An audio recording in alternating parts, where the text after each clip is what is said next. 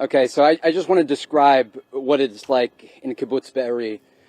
We arrived here with the army a few hours ago, and on the road in, we went past the area where that music festival was, where 260 innocent Israelis were mowed down.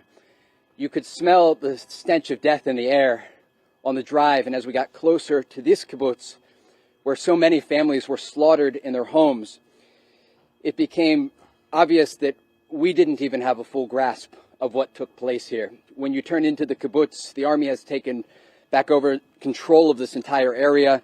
There are no longer militants here, but they say just 12 hours ago they were in gun battles in this area. There is a large pile of bodies stacked up outside of the kibbutz. These are the bodies of militants that they've collected. Around the back of this house, down the street a little bit, we saw about 8 bodies in body bags of the local residents who were here. Some may be militants. They still have to work to identify the bodies. Some are hard to identify.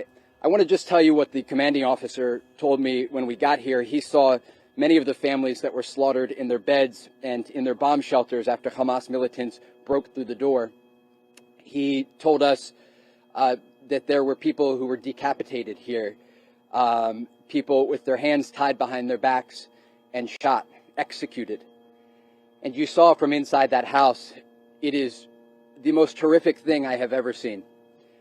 It is a community where there are breakfast plates out with food still on them, on dining room tables.